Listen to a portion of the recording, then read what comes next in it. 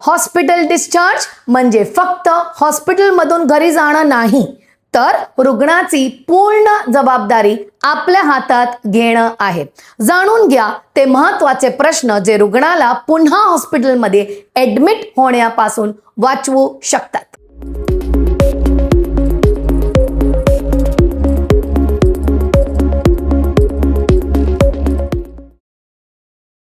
नित्य नर्समध्ये परत आपले स्वागत आहे. हॉस्पिटल डिस्चार्ज हा रुग्ण आणि त्यांच्या नातेवाईकांसाठी आनंदाचा क्षण असतो, पण ही एक मोठी जबाबदारीची वेळ देखील आहे. आता रुग्णाची काळजी हॉस्पिटलकडून शिफ्ट होऊन कुटुंब आणि केअरगिव्हर्स कडे येते. मुंबई आणि नवी मुंबई सारख्या शहरामध्ये जिथे प्रवासाचे अंतर खूप जास्त आहे आणि घरामध्ये जागेची अडचण असू शकते, तिथे योग्य तयारी असणं खूप महत्त्वाचे आहे. जर तुम्ही डिस्चार्ज पूर्वी योग्य प्रश्न विचारले तर रुग्णाची रिकव्हरी वेगाने होते आणि पुन्हा हॉस्पिटलमध्ये जाण्याची वेळ येत नाही. चला तर मग पाहूया तुमची 11 पॉइंट्सची हॉस्पिटल डिस्चार्ज चेकलिस्ट. रुग्णाची करंट कंडिशन आणि डायग्नोसिस काय आहे? सर्वात आधी रुग्णाची सध्याची कंडिशन काय आहे आणि त्यांना नक्की कोणता आजार म्हणजे डायग्नोसिस झालं होतं हे नीट समजून घ्या. डॉक्टरांना विचारा की हॉस्पिटलमध्ये नेमकी किती सुधारणा झाली आहे आणि घरी कोणत्या गोष्टीवर लक्ष ठेवणे गरजेचे आहे. डिस्चार्ज कोणत्या बेसिसवर दिला जात आहे? मरीजला डिस्चार्ज देण्याचे नेमकं कारण किंवा बेसिस काय आहे हे नक्की विचारा. घरी रुग्णांचे आरोग्य टिकवून ठेवण्यासाठी कोणत्या उपचारांची किंवा काळजीची गरज आहे याचे प्रत्येक लहान तपशील समजून घ्या. रुग्ण मेंटल स्ट्रेस किंवा ट्रॉमामध्ये आहे का? आजाराचा परिणाम फक्त शरीरावर नाही तर मनावरही होतो. तुमचा रुग्ण मानसिक तणाव किंवा ट्रॉमा मधून जात आहे का आणि तुम्ही त्यांचा भावनिक गरजा कशा पूर्ण करू शकता हे डॉक्टर करून जाणून घ्या. मेडिकल इमर्जन्सी कशी ओळखावी हा सर्वात महत्त्वाचा प्रश्न आहे.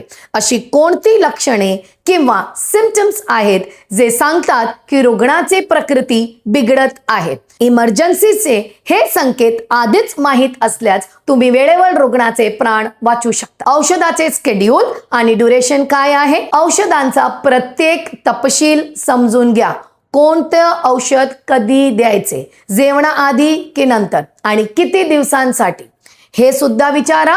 की हॉस्पिटलमध्ये येण्यापूर्वी जी औषध सुरू होती ती कंटिन्यू करायची आहेत की बंद करायची. डाएट आणि फ्लुइड इनटेक कसा असावा? पौष्टिक आहार आणि योग्य फ्लुइड इनटेकमुळे रिकव्हरी वेगाने होतो. रुग्णाला काय खायला द्यावे आणि काय टाळावे हे विचारा, कारण काही पदार्थ औषधांच्या परिणामावर परिणाम करू शकतो. रुग्ण एक्सरसाइज करू शकतो का? रुग्णाला शारीरिक आणि मानसिक दृष्ट्या फिट ठेवण्यासाठी एक्सरसाइज महत्त्वाची आहे, पण तुमच्या रुग्णाला कोणत्या प्रकारच्या फिजिकल ॲक्टिव्हिटी किंवा एक्सरसाइजची परवानगी आहे हे आधीच क्लिअर करा. घरी कोणत्या मेडिकल इक्विपमेंटची गरज असेल? घरी रुग्णाची काळजी घेण्यासाठी तुम्हाला BP monitor, air mattress, oxygen support किंवा व्हीलचेअर यासारख्या मेडिकल इक्विपमेंटची गरज भासणार आहे का?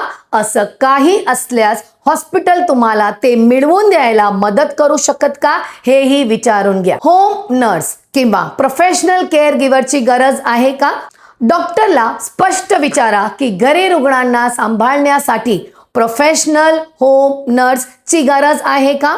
प्रोफेशनल हेल्प घेतल्याने रिकव्हरी लवकर होते आणि गुंतागुंत होण्याची शक्यता कमी होते. फॉलोअप विजिटचे शेड्यूल काय आहे? पुढच्या वेळी डॉक्टरला कधी भेटायचं आहे म्हणजेच फॉलोअप विजिट कधी आहे याची तारीख नोंदवून घ्या. एक कॅलेंडर बनवा जेणेकरून तुम्ही कोणतीही अपॉइंटमेंट किंवा ब्लड टेस्ट मिस करणार नाही. एखादा इमर्जन्सी कॉन्टॅक्ट नंबर मिळू शकतो का? शेवटी एक असा फोन नंबर नक्की मागा जो इमर्जन्सीच्या वेळी उपयोगाला येईल. तो हॉस्पिटलचा असो किंवा डॉक्टरच्या असिस्टंटचा, तो आपल्याजवळ लिहून ठेवा. योग्य प्रश्न विचारल्यानेच योग्य निकाल मिळतात. हॉस्पिटल डिस्चार्ज पूर्व हे 11 प्रश्न विचारल्याने तुम्ही एक उत्तम केअर गिव्हर बनू शकाल आणि रुग्णाला अनावश्यक त्रासापासून वाचवू शकाल. नित्य नर्स मध्ये आम्ही तुम्हाला प्रोफेशनल होम नर्सिंग आणि योग्य केअर गिव्हर ॲडवाइस देऊन या प्रवासात मदत करतो. जर तुम्हाला हा व्हिडिओ आवडला असेल तर याला लाईक करा, इतर गरजू कुटुंबांसोबत शेअर करा आणि उत्तम होम केअरसाठी आमच्या चॅनलला सबस्क्राईब करा. भेटूया पुढच्या व्हिडिओमध्ये.